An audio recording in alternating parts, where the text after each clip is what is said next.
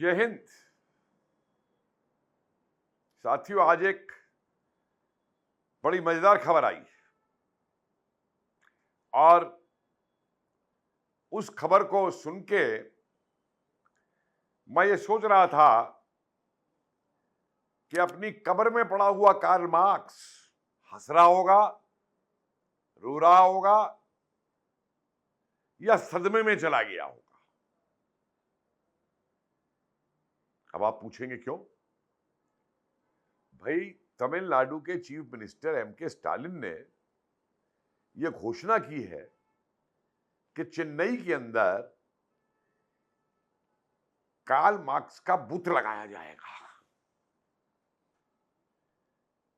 और वो जो सीपीएम वाले हैं वो बड़े प्रसन्न हैं और कह रहे हैं कि हमने निवेदन किया था ये कि कार्ल मार्क्स का बुत चेन्नई में लगाया जाना चाहिए। तो स्टालिन ने घोषणा कर दी और घोषणा ही नहीं की बल्कि बड़े बड़े कसीदे पड़े हैं कार्ल मार्क्स को लेकर के।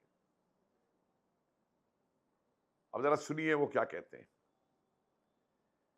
वो कहते हैं कि एक ऐसे समय में जब दुनिया में भारत के बारे में कोई नहीं जानता था, वो कार्ल मार्क्स था जिसने भारत की वास्तविकताओं को दुनिया के सामने रखा। मतलब भारत को कोई नहीं जानता था। वो अंग्रेज आके यहां पे राज कर रहे थे, वो फ्रांसीसी, डच, पोर्चुगीज सब में झगड़ा हुआ था भारत पे राज करने के लिए। पर ये कहता है जब भारत के बारे में कोई नहीं जानता था। और मजे की बात यह है कि भारत के बारे में क्या क्या कार्ल मार्क्स ने कहा।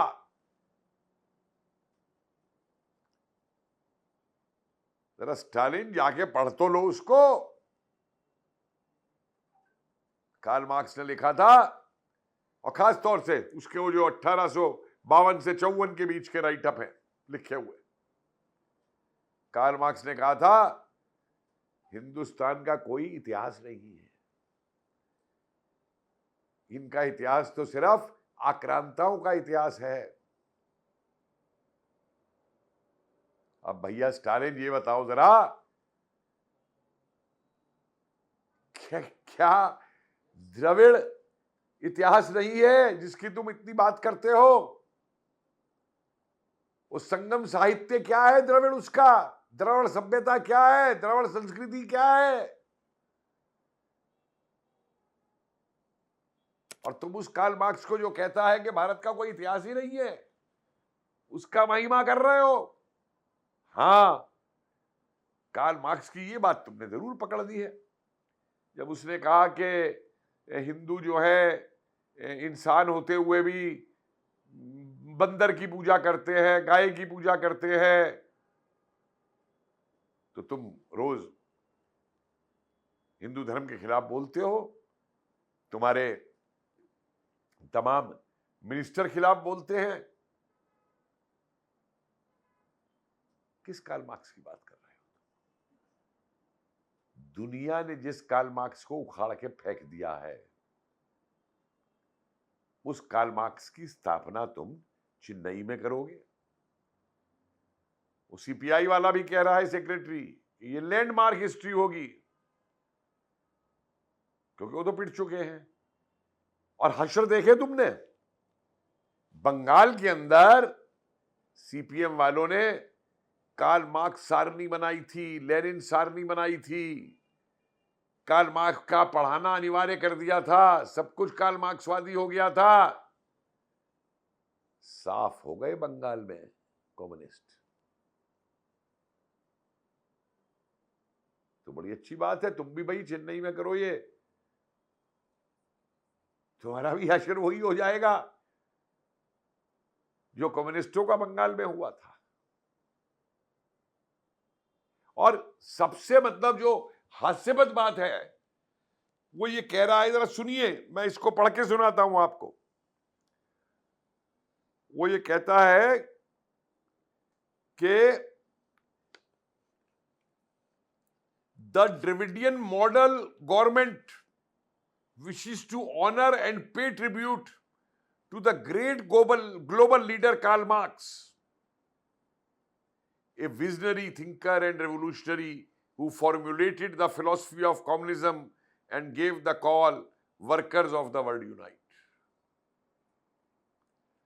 तो कार्ल मार्क्स का जो मॉडल है वो ड्रेविडियन मॉडल है, इससे ज्यादा हास्यास्पद बात नहीं हो सकती। और कौन कह रहा है इसको सुनिए जरा। एक तरफ तो उसकी तारीफ कर रहा है कि workers of the world unite का नारा दिया कार्ल मार्क्स ने, गरीबों की चिंता की कार्ल मार्क्स ने, ये किया वो किया। और खुद नारा देने वाला कौन है आपको मालूम है? M.K. स्टालिन की घोषित की हुई संपत्ति 8.5 करोड़ रुपए है। इनके पुत्र वो भी स्टालिन है, उदयनिधि स्टालिन, उनकी घोषित संपत्ति 30 करोड़ रुपए है। तो करोड़ोंपति कार्ल मार्क्स की मूर्ति लगवाएंगे जनता को दिखाने के लिए, बेवकूफ बनाने के लिए कि हम कार्ल मार्क्स के सिद्धांतों पे चलने वाले हैं। भाई मैं तो एक और बात कहूंगा, स्टालिन साहब थोड़ा और आगे बढ़ जाओ। कार्ल मार्क्स का एक संग्रहालय बनवा दो चेन्नई के अंदर, और उस संग्रहालय में जरा वो भी फिल्में लगवा देना जहां जहां पे दुनिया में लोगों ने कार्ल मार्क्स की मूर्तियां तोड़ी और क्यों तोड़ी। जरा ये भी लगवा देना कि जिसके ऊपर तुम्हारा नाम है ना स्टालिन, और तुम्हारे बेटे स्टालिन का नाम है, उस स्टालिन ने मार्क्सवाद की आड़ में रूस के अंदर किस तरीके का निरंकुश शासन किया था कि बड़े से बड़े निरंकुश राजा भी दुनिया के शर्मा जाएंगे। किस तरीके से उसने लाखों किसानों का कत्ल करवाया था रूस के अंदर, उनकी जमीनें हड़पी थी। तमिलनाडु की जनता सुन लो इस बात को, ये स्टालिन है, स्टालिन बाप बेटे।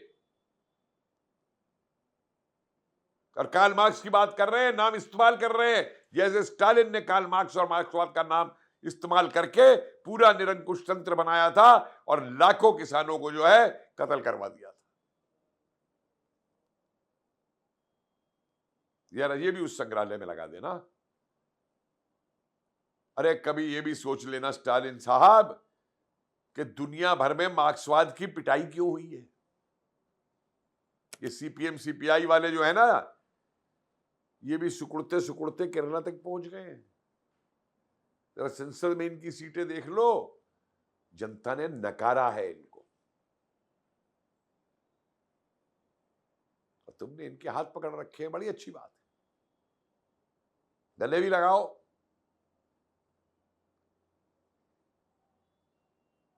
आपको ये मालूम है स्टालिन साहब कि जिस कम्युनिस्ट मैनिफेस्टो की आप बात करते हो, बड़ी विचारधारा बताते हो, ये जरा वहां की आम जनता को बता दो तमिलनाडु की कि क्या लिखा था उस कम्युनिस्ट मैनिफेस्टो के अंदर। To establish the dictatorship of the proletariat, democracy नहीं, डिक्टेटरशिप ऑफ द प्रोलिटेरियट, यानी सर्वहारा का अधिनायकवाद स्थापित करना, प्रजातंत्र स्थापित करना नहीं। और यही रूस में हुआ था, अधिनायकवाद, जहां जनता पे कोई अधिकार नहीं थे, ना बोलने का अधिकार, ना संपत्ति का अधिकार, नौकरी करने तक का अधिकार नहीं था। कम्युनिस्ट पार्टी तय करती थी कि तुम्हारा बच्चा क्या बनेगा, तुम्हारे बच्चे को क्या पढ़ना है, मां बाप को नहीं था यह अधिकार। और वही मार्क्सवादी आज चीन कर रहा है, जो दुनिया का सबसे बड़ा साहूकार बना हुआ है, देशों को पैसा देता है उधार और बदले में उनकी जमीनें हड़प लेता है। ये है मार्क्सवाद, ये है मार्क्सवाद आज का कि चीन के अंदर किसी को अपनी जबान खोलने की इजाजत नहीं है। यह है आज मार्क्सवाद कि चीन के अंदर किसी भी श्रमिक को कोई हड़ताल करने की इजाजत नहीं है। कोई श्रमिक आंदोलन नहीं है चीन में। मल्टीनेशनल बिठा दिए थे चीन में लाके चीन की सरकार ने मजदूरों का शोषण कराने के लिए। कोई चीनी देश से बाहर नहीं जा सकता बिना पार्टी की इजाजत के।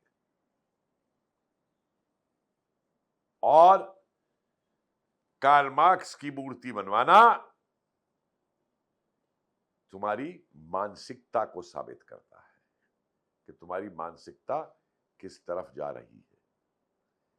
और तमिलनाडु की जनता को यह अब ज्ञात हो जाना चाहिए कि ये वो मानसिकता है जिसको स्टालिन के अंदर रूस ने इस्तेमाल किया था किसानों का नरसंहार करने में, अधिनायकवाद स्थापित करने में, जनता के अधिकार को छलने में। तो बनवाइए साहब स्टालिन। बड़े ये कम्युनिस्ट आकर के आपके वफादार होंगे, सीपीआई सीपीएम वाले जैसी वफादारियां इन्होंने देश के साथ की हैं, इस देश के साथ की हैं।